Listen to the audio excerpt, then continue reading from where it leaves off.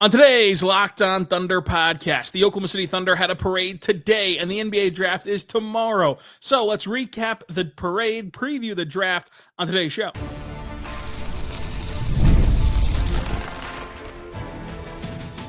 You are Locked On Thunder, your daily Oklahoma City Thunder podcast, part of the Locked On Podcast Network, your team every day. Let's get it going on the Locked On Thunder podcast on the Locked On Podcast Network, your team every day. I am your host, media member and beat writer for Thunder and SI, Rylan Stiles. Follow me on Twitter at Rylan_Stiles. Follow the show on Twitter at LOThunderPod. Email the show, LOThunderPod@gmail.com. On today's show, we're diving into the Oklahoma City Thunder parade, them being champions. Derek Parker from Draft Digest, Thunder on SI, and his YouTube channel, Derek Parker, is on the show to talk parade. We were both at the parade and the NBA draft. Derek, long day. How you feeling right now? I'm feeling good. The sun drained my powers, drained my energy. We're persevering to be on LOT here, one of the greatest podcasts ever made. For the video watchers, you can see that I'm very pink. The parade was fun but hot. Once in a lifetime experience. Very fun stuff. It was incredible, and the Thunder did a great job. I mean, honestly, the recap portion of the parade, tons of people, reportedly 600,000 people at the parade, ending at Scissortail Park, where Jay Will was the only one to drop expletives. But you know what? It's not a championship parade unless someone is saying one of the 7 words that you can't say on television that got through the TV audience, which Jay Will had this great call and response of, they said that the Thunder were too young. What? They said that Oklahoma doesn't deserve a team. What? But guess what? What? We're effing champs, and the Thunder are effing champs. I was not going to say it for our audience. Should we recreate it here?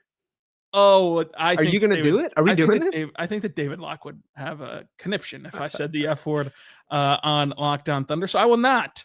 Because, frankly, I can't afford to get fired. Derek, the other big part of the parade was Aaron Wiggins. Oh. And I thought that, we were both there. It's so the parade began at the Paycom Center. They had an event there for season ticket holders. So fans were in the stands. They laid out T-shirts like it was a game. Derek might have stolen a few T-shirts. And who knows? Can't check us now. We're already out of the building.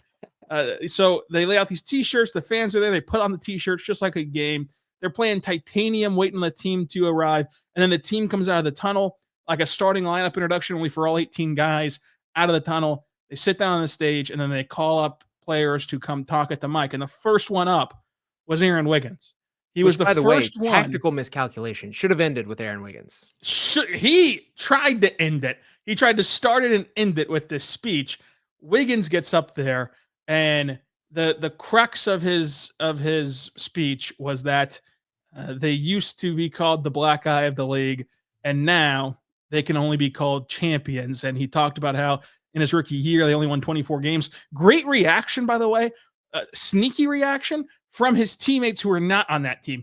Every teammate that was back there that was not on that team was going, 24? Because a lot of these guys, I mean, Cason Wallace, J-Dub, a lot of these guys entered and never had to go through a 24-win season. Kendrick Williams and those guys that were on that team were not saying 24 because they felt that. And then, the 24-win team into a champion, he goes down the list of like the fans and Mark and Sam and Clay Bennett, and they can only call us champs now after wrongfully being called the Black Eyed League. I thought that the parade was just a complete silence of the critics with a trophy in hand and an all-out party as they go from the stage in the arena to a small media scrum in the back to onto the floats, and away they went cascading around town. But Derek, I thought it was great. Yeah, you just touched on it. Jalen Williams today talked about the highs and the lows. What have the lows been for Jalen Williams? 3rd-year NBA champion, All-NBA, All-Star. Was the low a 41-win season and losing out in the play-in? It's not a low. What are we talking about here? It's all highs. it's a lot more highs than lows. I mean, I guess his low would be like the Dallas playoff series. He had to field a lot of critiques or whatever, but Sure.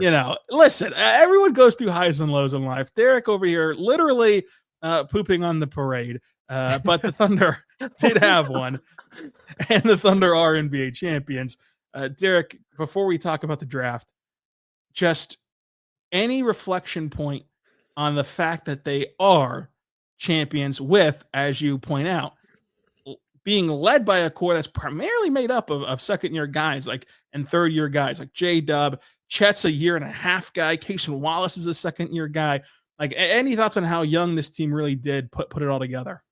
Yeah, it's pretty unbelievable. I mean, for all the noise about how they were unexperienced, that is true. They were unexperienced. It obviously didn't mean as much as it did. They went and did the dang thing, but they were an inexperienced team. So to go and do what they did, win the NBA Finals with a lot of youth on their team is just absurd. It still doesn't feel like the season is over to me for some reason. I don't know why it just hasn't hit Well, me. your Maybe it's season's 'cause just it was beginning. Yeah, it is for me, which I'm sure absolutely nobody cares about. But it being 48 hours away, it still hasn't necessarily hit me that the 2024-25 NBA basketball season is through, because that final series felt like it lasted 3 months. It felt like the start of the playoffs to the end of the playoffs lasted longer than the regular season. Just an absurd season, a very fun season, one that I'm very grateful to have been a fly on the wall for. Yeah, I mean, it's unbelievable. And I think that it is worth pointing out what an anomaly that this is. I mean, all season long on this show, we were saying, it'd be great if they won it, but it would be extremely hard.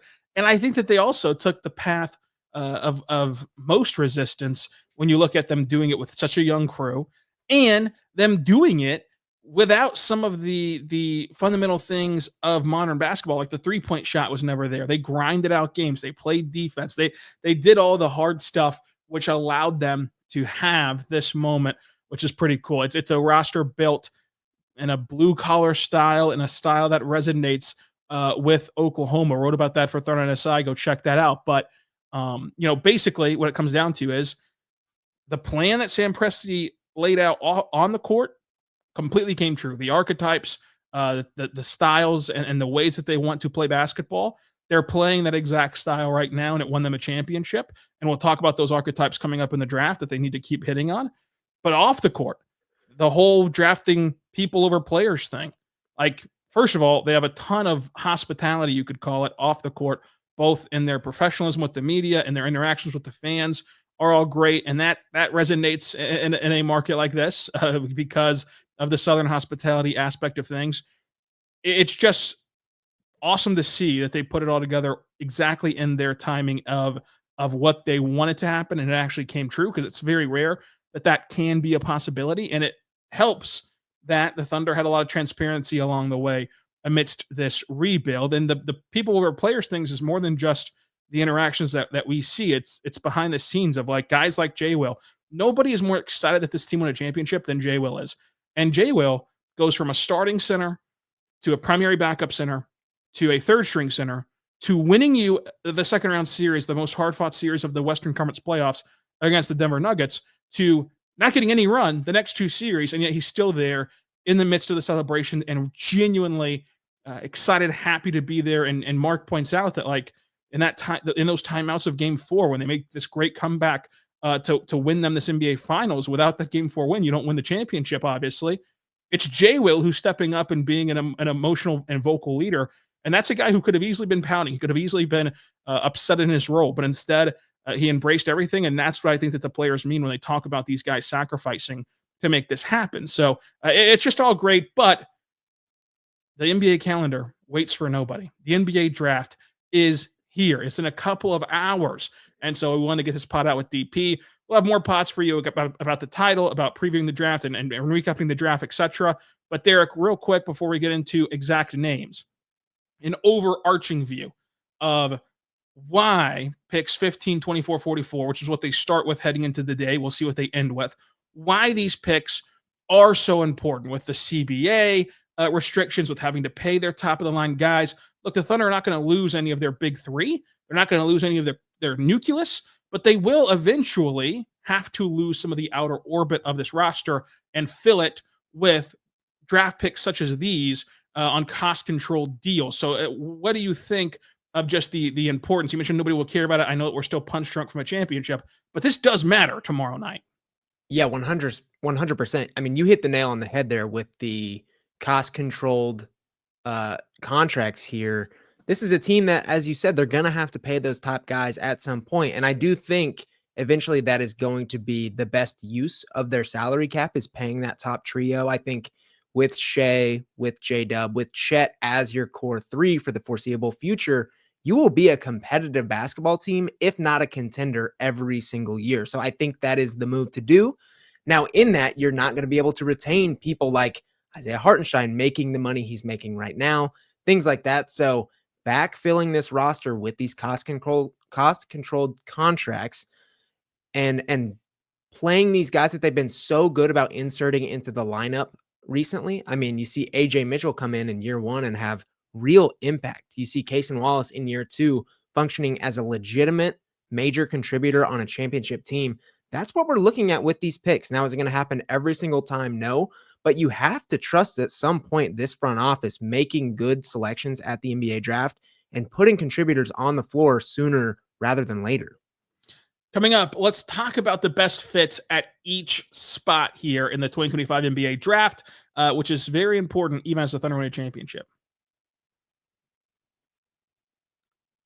But first, I want to say right now, but your friends over at Monarch Money, go check out Monarch Money today, because if you've ever wished that managing your money felt easier, with Monarch Money, it can. Whether you're growing your savings or planning a big purchase, Monarch Money puts you in the driver's seat of managing your money and giving you a personal CFO, giving you full visibility and control over your finances. Monarch Money is not just a budgeting app, it's a complete financial command center. You can track all your accounts, investments, and spending in one place. So in addition to managing your money, you're also building your wealth. If you've ever been surprised whenever you've opened up your bank account, this is the spot for you, because they can make sure that they put it all into specific categories like takeout or subscriptions or clothes shopping, and make sure that you know what you're spending and how it's being spent, so you can control your finances the way that you want to, and have a look at all your accounts and spending in one place. So take control of your finances with Monarch Money. Use code LOCKEDONNBA at monarchmoney.com for half off your first year. That's monarchmoney.com, code LOCKEDONNBA for half off of your first year. Also, want to say right now about our good friends over at OpenPhone. Go check out OpenPhone today. If you're running a business, you know that every missed call is money left on the table. That's about the last time, if you think about the last time that you needed an urgent service, whether it was a plumbing service or an air conditioning service, if the first person that you called didn't answer, did you just sit there and wait around? Probably not. You moved on, and that's why you need OpenPhone. If you're running a business, it's the number one business phone system built to streamline and scale your customer communications, all in an app on your phone or computer. OpenPhone lets you manage business calls and text in a single app. The shared inbox feature is a game changer. Your team can jump into any conversation instantly without missing a beat. And their AI agent handles after-hour calls, answering common questions. It's capturing leads, so you never miss a customer. OpenPhone is offering 20% off your first month at openphone.com/LockedOnNBA. That's OPENPHON.com NBA. Make sure you check out today at openphone.com/LockedOnNBA to port over your contacts at no extra charge. If you already have a service, OpenPhone is still going to port those over for no extra charge. No missed calls, no missed customers at openphone.com/LockedOnNBA. We're back on the Locked On Thunder podcast, on the Locked On Podcast Network, your teams every day, here with Derek Parker, talking NBA draft. Derek, first question of the draft is, you just covered a full season like we did of the Thunder. You have your hand in many different pots, including both the Thunder and the draft. So you're the perfect guest to have on, who has a deep understanding of both things. When you watch this team, even as they win a championship, it clearly was not just a breeze. It was really good, but there were some things that Thunder can improve on. What are some of the archetypes that maybe you would look for if you were Sam Presti, or if he asked your advice on what to draft in this year's draft? Yeah, I don't know that shying away from the ones they've gambled on is necessarily a bad idea. I mean, obviously, you could point to things such as three-point shooting, maybe a little bit more offensive versatility, a ball handler that has the ability to break guys down at the point of attack. where they kind of lacked that without Shea. But on the other hand, I mean, they just won the championship betting on defensive versatility, high feel, high processing, guys that can morph between roles, guys that have positional versatility, positional size. So I think those are probably the handful of things that we're continuing to look at here. And I think there's a handful of guys in this upcoming class that have some of those things. Yeah, I think that you're right. I think that you want to have cautious tweaks to what you're already looking for. You don't want to completely change your identity. You don't want to get a prospect who doesn't match the identity that you've cultivated, but you want to build on top of it. It's like stacking days, like Mark always says. Can you find a versatile defender who's also a really good shooter and like a shooter that you trust, not just a streaky guy, not just a capable shooter? Can you find one that's like legitimately a really good shooter? And those things are hard to get. It's hard to get all those in one package. So can you utilize some of these roster spots to where maybe the trade-offs and the cost benefit, more Markisms, are not as steep? So I think that shooting / versatile defense would be at the top of the list. And then filling in some of the, being proactive in some of the positions that you look ahead and say, well, in a couple of years, we're probably going to need a new version of this guy because we're probably not going to be able to pay this guy because of our top nucleus getting paid this much money. So those two things would be on my mind if I was Sam Presti entering this draft. Now, when you look at this draft, you've studied it for a whole calendar year plus now, Derek. Picks 15, 24, 44. I'm not going to ask you to predict what the Thunder leave with. I'm just going to ask you in terms of the talent heat wave. So if you looked at this from picks 1 through 15, how hot are those picks? 50 to 24, how hot are those picks? What ranges are the best and the worst? Should the Thunder keep all three picks? Do you think that there's value at all three spots, or are there spots that you favor more than others? I would say that the heat wave, obviously starting at number 1, that's like a section of the heat wave. Number 2 with Dylan Harper is like another point. And then I would say 3 through 6 is like a very good spot to be in if you're a team that doesn't have a lot of talent in general. 7 through 15, I think, is somewhere the range that it somewhat flattens out. Maybe not quite as far as 15, 7 to 12, 12 to 20, and then 20 on. We probably won't have to dig into too much, but I mean, there's a lot of different tiers, a lot of different prospects in this draft. I think it's a very talented one. I think that a lot of the draft experts have somewhat cooled on this draft following Cooper Flagg, who's obviously not quite generational, but like as the step below generational, Dylan Harper. And then after that, it feels like the draft consensus has somewhat cooled. I myself have not. I think that there are more all-stars in the future outside of those two guys. I think there are a myriad of really great contributors waiting in the wings. And I think there's going to be some surprises too. Now, who are those surprises going to be? That is the $1 million question. If I could tell you, I would be in an NBA front office. I can't. So it's going to be an interesting time. I think it's a really good draft. So, you mentioned how you've not cooled as much as the consensus has. When you look at these three picks, let's just say that they stayed put. They didn't make any trade. They just stayed put. If that was the case, do you think that it would be, if it went chalk, obviously there's a ton of draft surprises, but if it went according to Derek Parker's big board, do you think that there would be enough value at 15, 24, 44 for the Thunder to make selections from the standpoint of, unlike most teams, this team has quite literally right now everybody under contract for next season if they just truly wanted to run it back. Not a soul would have to leave.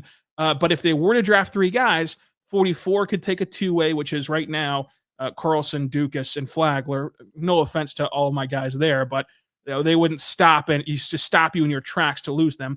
But 15 and 24 have to take a standard deal. And there are avenues for like, hey, maybe the Usman Jang stuff's done. Maybe the Dylan Jones stuff is already done.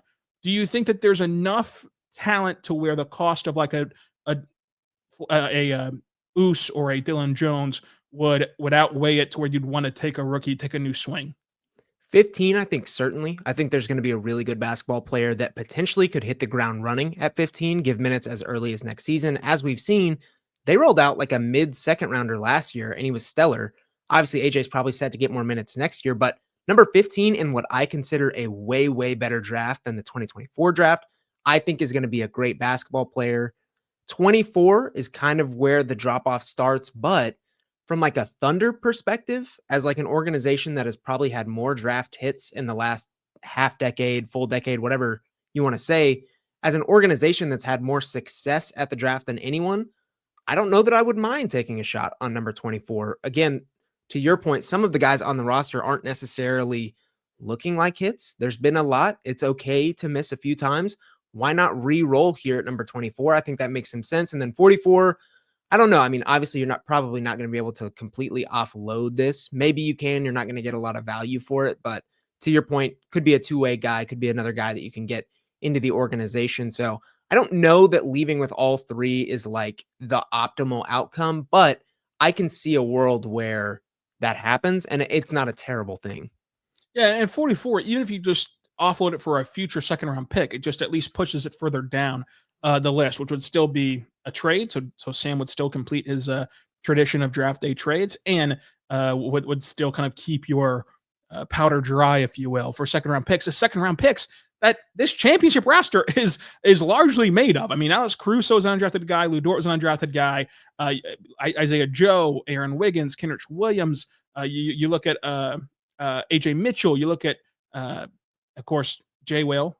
Like those guys were second round guys, and they helped you at various points this season.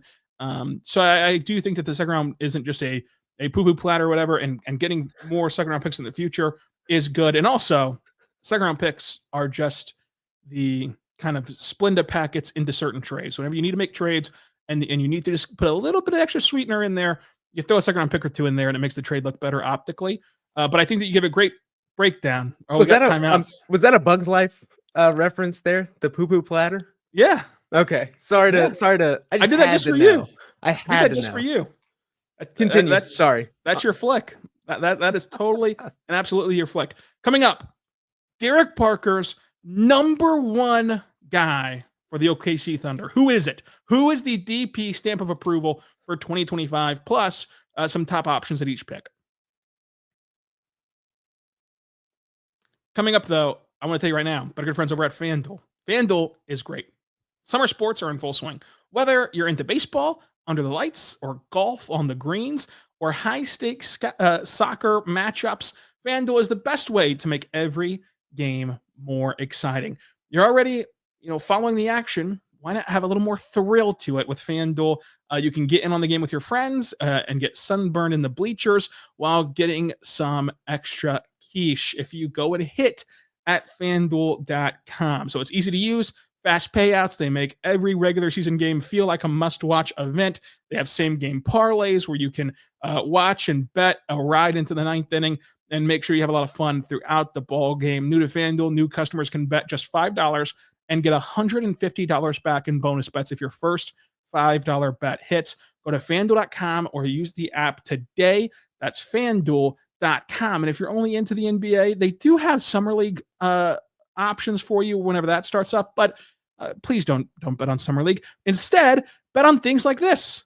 Who will be the number 3 pick in the NBA draft? VJ Edgecombe is the heavy favorite right now if you think that will go down. Check it out today at FanDuel.com. We're back on the Locked On Thunder podcast on the Locked On Podcast Network, your teams every day. We teased it, Derek, but Derek, your guy.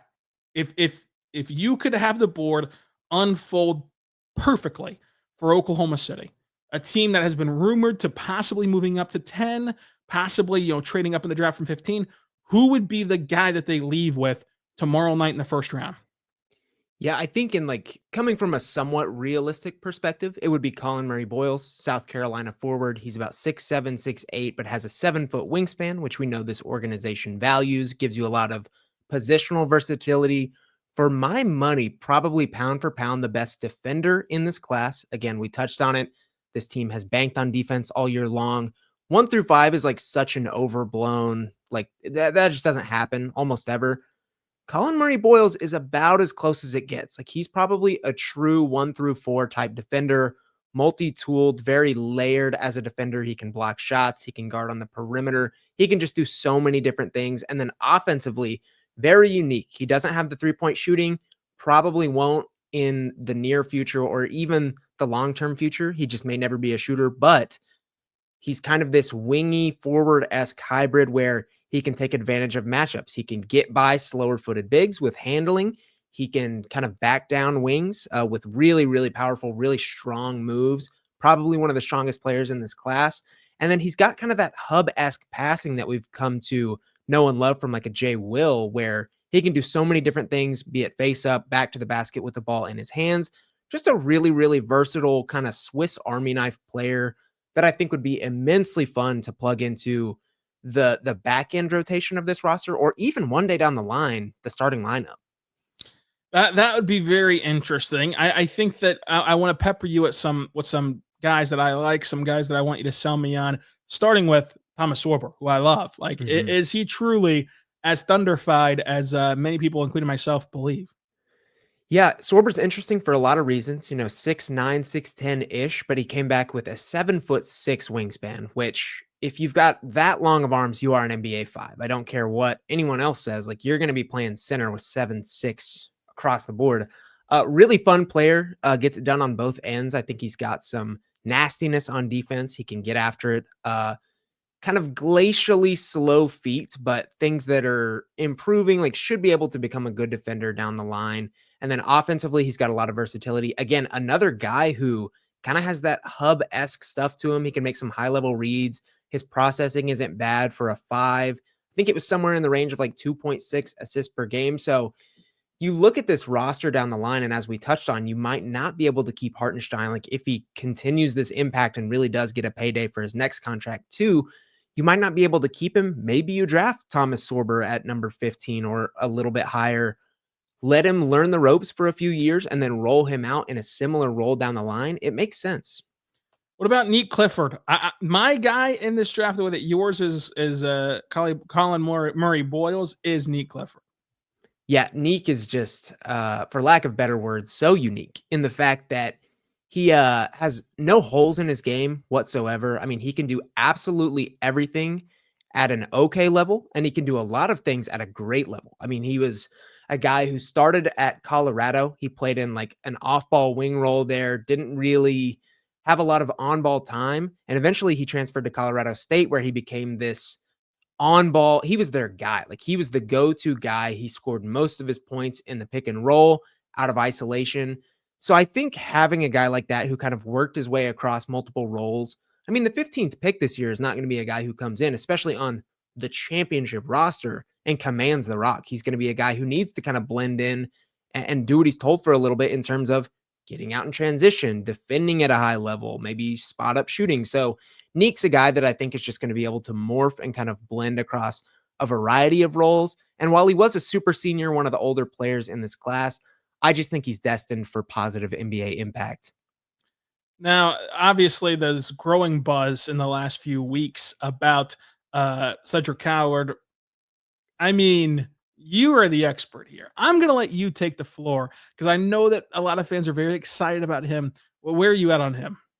Yeah, so I mean, we touched on it earlier. What are the things that this Thunder team needs? They need to add a continually defensively versatile guy, and they need shooting. And the best thing about Cedric Coward is that he projects to do both of those things in a frame that should have him ready for the NBA. I mean, he stands at 6'6" with a 7'2" wingspan. Again, the wingspan matters more than the height. He's going to be able to size up from the 2 or the 3. And then, not like most of these kind of projecty lengthy wings, Cedric Coward has shooting built in. He's a proven shooter across his time in college, which was pretty lengthy. I believe he shot somewhere in the range of 37% from beyond the arc. He's got a projectable, smooth shooting stroke. He has confidence from out there. So he's a guy that it would fundamentally make sense just seeing that they need that defense. They need that 3-point shooting. And then he's got some feel and workability in the rest of his offensive game too. Good player. Good little ball player. And I do wonder if there's some appeal there of just the unknown and the ability to get a guy who does have some positive traits to a environment where the Thunder are really good at developing, and they should feel pretty good about taking a guy who, like you mentioned, has traits that can translate right away, but is also a project in the sense of just haven't seen him play a ton of Right. meaningful basketball. And they trust the Blue, and they should, because the Blue's been great for them. They trust their ability to work these guys in, even in the midst of winning, like you saw with AJ, where AJ was like a legit player from the word go until he got hurt and helped the Thunder win, along the way. So I do wonder how this draft will unfold. I cannot wait to see what happens. Every year, there's a possibility of Sam Presti pulling off a move that really nobody's mocking, nobody's expecting. This is a tough question to ask, so I'll admit that on the front end. But Derek, is there anyone who you could see being Sam's guy that maybe the general consensus hasn't considered to Oklahoma City? Yeah. I mean, like I said, it's a good class in general. I think there could be plenty of surprises, not just from Sam Presti and the Thunder, but just across the board. So there could be some players slip that we're not necessarily anticipating to be in their range right now. Kasparas Yakuchonis jumps to front of mind. I think Carter Bryant would be in that range as well. One player who I like really have my eye on just in general is French wing Noah Penda. He offers a size that the Thunder simply don't have right now. He's 6'8", got a nearly 7-foot wingspan. One of the best defenders in this class already. He's proven it in a pro league for Le Mans over in France. He's a guy who I think could plug in as a great and versatile defender. Again, a size that they don't necessarily have in terms of he's 6'8". He could kind of guard those players that have given them the most grief in recent years, Aaron Gordon, things like that. So he's one that I have my eye on. He's got a little bit of workability on offense too. The shot should get better. He does the right things out in the open floor. So just kind of have a twinkle in my eye regarding Noah Penda. Yeah, and he could be that traditional, well, what's become traditional, a more modern NBA 4, which right now, at times in your lineup, you're playing a tweener in that role. And so you've seen PJ Washington, you've seen Aaron Gordon thrive against this Thunder team because you're having to have guys scale up and defend out of position, whereas Noah Penda would be a more positionally fit defender for those two in particular, and that kind of archetype of player in particular. Liam McNeely, he's been he's been around OKC, let's say. I don't know what else already been out there, but Liam McNeely, what are your thoughts on him as a generality, and also like when you view him as a player and then try to narrow that scope into how he fits with what the Thunder like to do? Yeah, I think Liam McNeely is a good player. He's a guy who has pedigree. He was a 5-star recruit. He chose UConn, which I think is always a tough but very respectable choice in getting to the NBA. As we've seen in the last several years, there's been a lot of good prospects come out of there. It's not the easiest path. That coaching system, that style is just not necessarily easy to go through.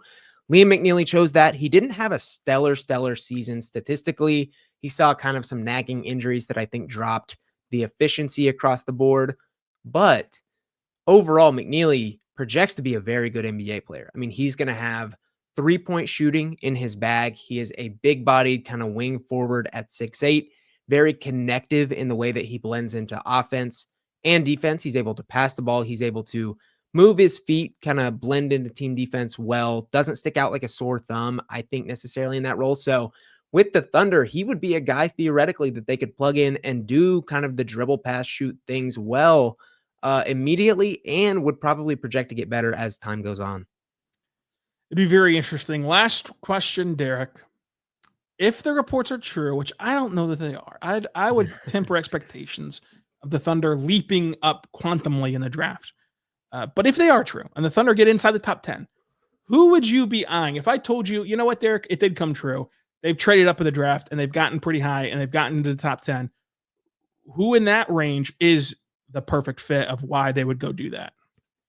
Yeah, I think Kasparas Yakuchonis, like I touched on earlier, he just feels like a player to me. Had the Thunder been less in the rebuild than they are now, obviously they just won the championship. If this was 3 years ago, Kasparas Yakuchonis to me would be a player that the Thunder would absolutely value, just in terms of being a lead guard, some of the highest feel in the class. He's got very good processing, great frame, makes the right play pretty often. Obviously, there's things to be ironed out. He turns the ball over a lot. He's not necessarily efficient from beyond the arc just yet, projects to be that.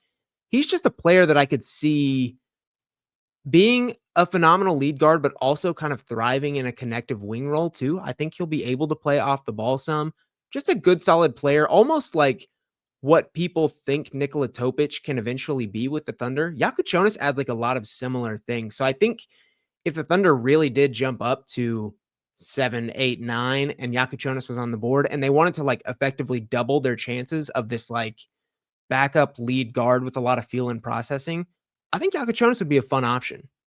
He would be a fun option. And Derek, another fun option is to go to your YouTube channel and watch Heat Check. I did it. The Thunder were in a deep playoff run. It didn't end until Sunday. The draft is tomorrow, or as today, as most of you listen to the show.